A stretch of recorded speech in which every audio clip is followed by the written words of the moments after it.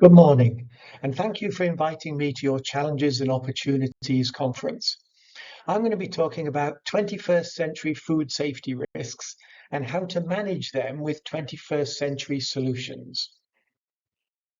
This is going to be a personal overview. I've worked for government, for major retailers, and for a food safety organisation, but I want to talk about it just from my overall point of view. And I'd like to start with a couple of quotes. One of them is from Martin Luther King Jr. Knowledge is a process of piling up facts. Wisdom lies in their simplification. And also George Bernard Shaw. We are made wise not by the recollection of our past, but by the responsibility for our future. So I hope that I'll be able to give a simple forward-looking overview based on my decades of experience. And for the students in the audience, if you can't conceive someone as old as me, this is what a mobile phone looked like when I was at university. And this is what they look like when I was working for the major retailers. And this is what I now carry in my pocket. I'd like to start by talking about an unusual food safety issue from the last century. This was in the 1980s. And it's bovine spongiform encephalopathy, or BSE, also known as mad cow disease.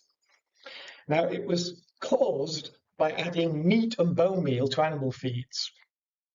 The disease, known as Creutzfeldt-Jakob disease, or CJD, appeared in cattle, but previously it had only been seen in basically amongst cannibal tribes. It was most common, or a very few cases appeared amongst humans in other countries. Now, it's common amongst cannibals because if people eat people, then you get prions. They're even smaller than viruses from the brain matter of the people you're eating, and that can cause the problem. So really, people should not eat people. There's a good reason not to do it.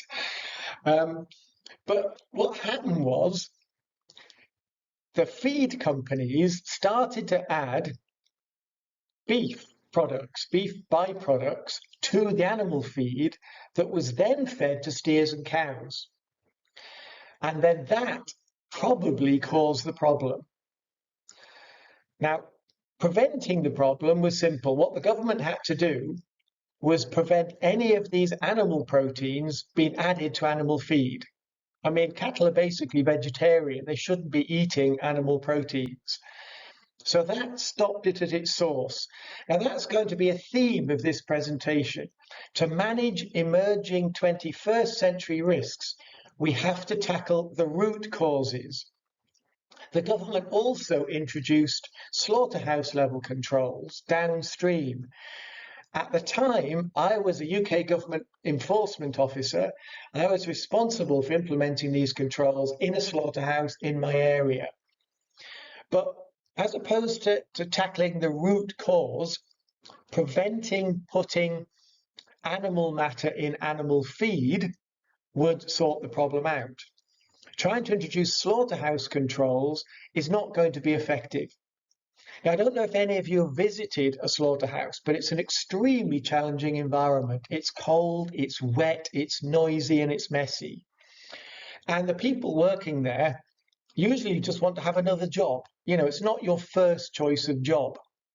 So I was supposed to tell the guy splitting the carcasses with a chainsaw to do it with surgeon precision so that the brain and spinal cord material wouldn't spray around the slaughterhouse and contaminate other meat. That is extremely challenging. But if you tackle the root cause and you don't put the animal protein into the product in the first place, then slaughterhouse practices are much less critical. For those students who've not done their homework, this is just a brief overview of BSE, or mad cow disease, from the 80s that Sarah added for me. So I mentioned that we needed to focus on root causes. So it's worthwhile spending a bit of time looking at what were the root causes of the BSE crisis. Now, you've got to consider the environment in UK and Europe. There is intense competition between the major retailers. They only have probably 5% margins to try and keep prices down. So they put pressure on the whole of the supply chain to improve efficiency, to keep their costs down, because the retailers are in intense competition. So the producers needed to increase the yield from livestock. Now, adding more protein to the feed was a simple way of doing that. So they added meat byproducts to the animal feed to increase the protein content. And this introduced the prions into the feed, which caused the BSE in the cattle. Now, the illness was detected in humans. It's still just a probable link. There was only 170 odd cases in humans, so that's tragic for the individuals, but you probably would have expected about 50 naturally occurring cases of CJD without BSE. So the link's actually never been proven, but it's highly probable. So on the balance of probability, the government decided to take action. Now let's jump to the current century. In the 21st century, there are emerging wider issues that have an impact on our work in the food industry. For example, there's the increasing complexity of the food supply chains. Customers expect out-of-season products. Customers want strawberries in the winter. They want mangoes all year round. And they also want high quality and low price. That has driven more sourcing from outside the home country. There's also growth in transnational agricultural and retail businesses. The large Agri businesses and the big global retailers are larger than some countries, and they cross national boundaries, which makes them extremely difficult for national governments to regulate. And import controls are disrupted by politics. A recent example is Brexit, where the UK left the European Union. The European Union had got well-established controls for agriculture and food products crossing boundaries. The whole of the EU was considered to be one market. Now, with UK separate, the borders have come back, but there's not enough people to manage the controls, because those controls had gone years ago, in the 1970s. And then there's increasing supply chain stress due to geopolitical issues. For example, the war in Ukraine. Ukraine is one of the world's largest grain exporters, but the war is disrupting the export and the production of their grain, causing global shortages. And global warming, of course, is also a disruptor for agriculture. Changing rainfall patterns, changing ambient temperatures has a big impact on agriculture. So these issues combined mean that we have international risks. One from 2007 was that there was a problem found of pet animals dying in America, where it was first identified, and then in Europe. And they found that the pet animals were dying because pet food had melamine in it. And this was considered to be an issue, but not the biggest issue. But it should have been a warning. That's why I say looking at root causes and looking at trends is so important. Because 2007, pets dying because of melamine in pet chews imported from China. 2008, babies dying because of melamine in milk. Now, the two were directly linked. What was happening, and you probably know this one, is that melamine contains a lot of nitrogen. Nitrogen is the main test for protein level. You can boost the apparent protein level by putting ground up melamine into a product because the tests only test for nitrogen. So it didn't only affect pet food, it also affected milk. But proper monitoring and looking at root causes would have said, hang on, adding protein to pet food, what else do we add protein to? It's milk. Now, I'm mentioning this because later on I'm going to mention horizon scanning, looking at the trends and joining the dots. And last month, there was multiple recalls of pet food in America due to salmonella. And this is growing. Each week there's more recalls.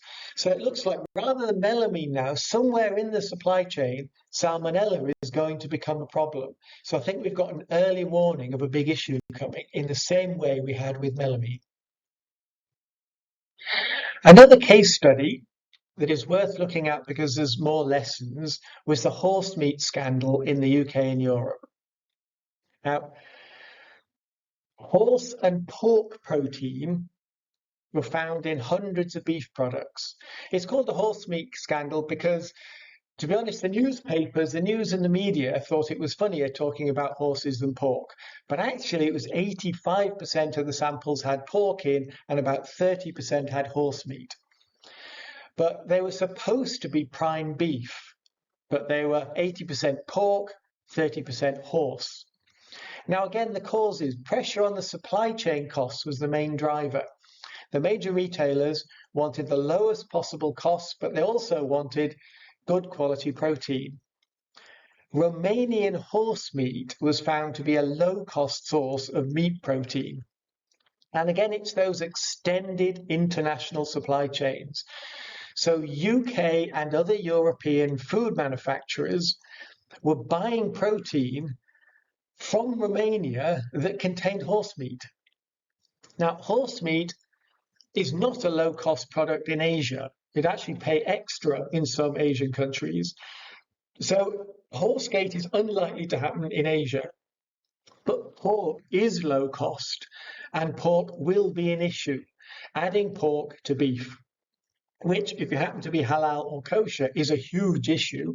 And also, if you think you're paying for prime beef when you're getting pork, it's also an issue. Now, I believe this issue has been going on for hundreds of years, but it was really difficult to detect. So the reason it suddenly appeared is because of advances in DNA testing. DNA testing became routine, simple, many local labs could start to offer it. So for the first time, able to test the DNA and find out what other products were there. So this wasn't a new issue. This was an issue that had been growing because of those extended international supply chains, the pressure from the retailers on the suppliers, and it became detectable. And here's another example. Just remember the root causes. Global supply chains are highly interlinked. Climate change is impacting. And what happened in this case was climate change made the monsoon in India very much less than they expected. It's climate change plus El Nino, so it was partly expected, but it was much worse than they thought.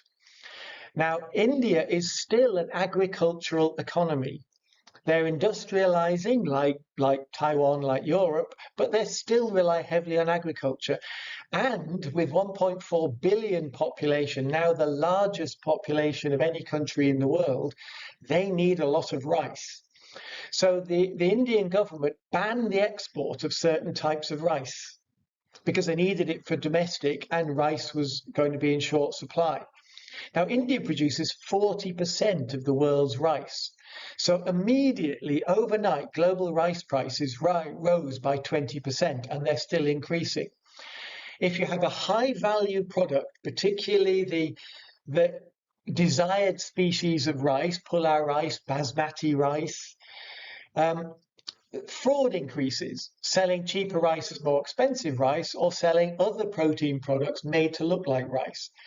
So climate change starts to change the way rice grows. India bans export, fraud increases.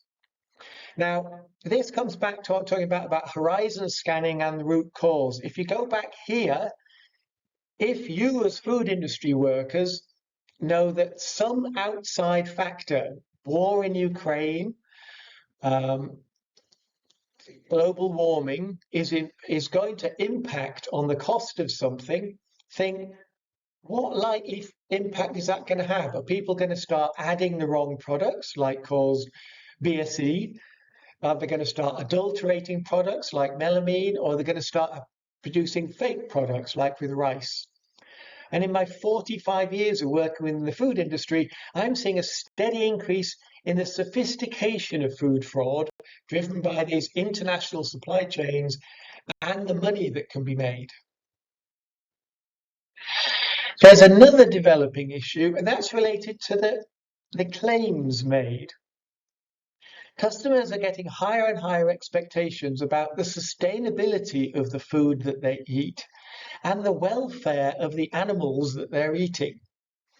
So retail have started to put claims on, like saying something is sustainable, it's more energy efficient, rice that uses less water to grow, or welfare claims, like there's no cages. So like hens producing eggs have space to roam. There's field-bred cattle now, and these claims are put on the packs by the retailers, and they sell for a higher cost. So there you have an opportunity for fraud. And also with this long international sourcing chain, it's extremely difficult for the retailers and the governments to manage it.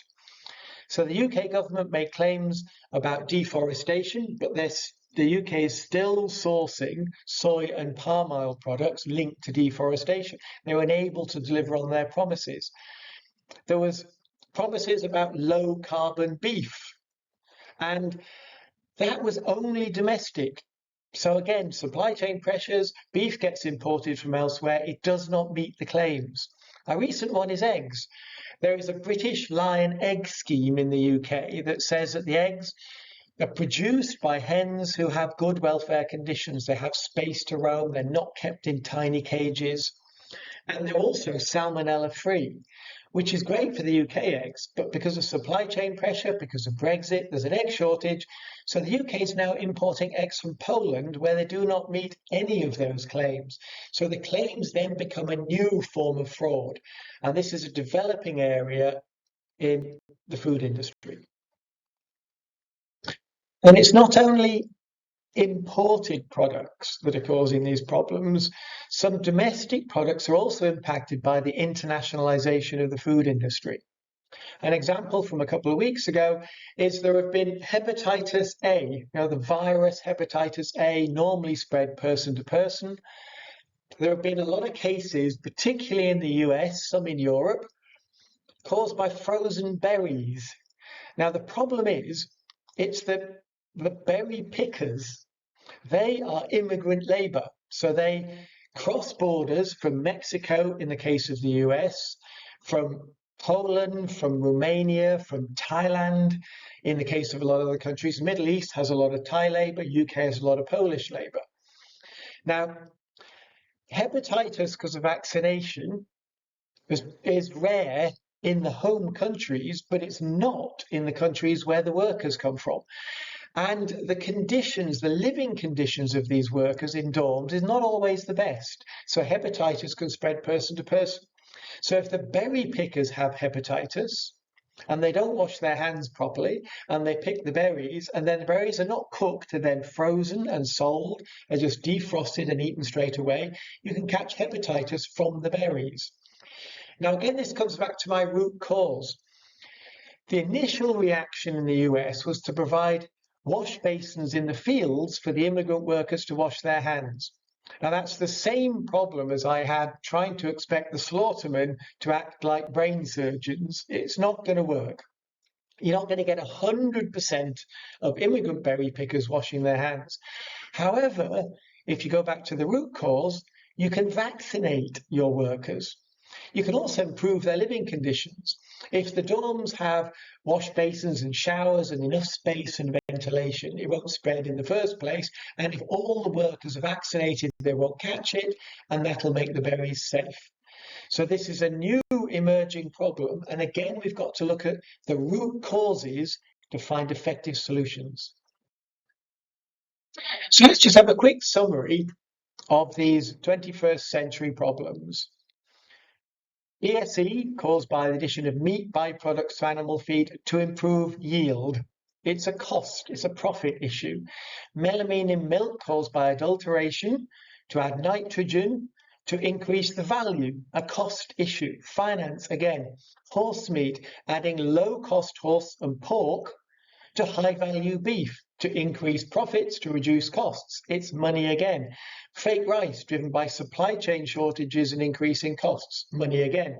Hepatitis A, caused by the use of low-cost immigrant labour to reduce costs. So those cost pressures and the difficulty of controlling international supply chains is the feature of 21st century food risks. But also using 20th century technology can be a way of managing those risks. So the first of my innovative solutions for managing these emerging risks is blockchain. You all know blockchain from cryptocurrency, from Bitcoin, but it actually has many other applications outside of finance. One of them is for supply chain traceability. You can have an end-to-end blockchain throughout the supply chain that gives you a secure source of data. And the blocks in that chain can contain verifiable data. So you have basic information about the source of the products, about the suppliers premises, date codes, all that can be traced back. But you can also put verifiable data into that block. For example, you could put maximum amount of beef sourced. There's a major quick service restaurant operating throughout the whole of Asia, and they claim all their beef burgers are 100% Aberdeen Angus beef. So, okay, they should put how much Aberdeen Angus beef are they sourcing? Because it all comes from, in the case of Asia, Australia, probably only two major suppliers. So they start the blockchain to say, right, how much beef did we sell? Then it's added how many burgers are made by the producers, then how many burgers are sold by this chain. You can then simply check back. And if they buy 900 kilograms of beef on a day, and they produce 800 kilograms of burgers, and then they sell with natural wastage 700 kilograms of burgers, it all looks right. But if when you look at the data in the blockchain, they only buy 100 kilograms of Aberdeen Angus beef, but they sell 900 kilograms of beef burgers, then there's something wrong.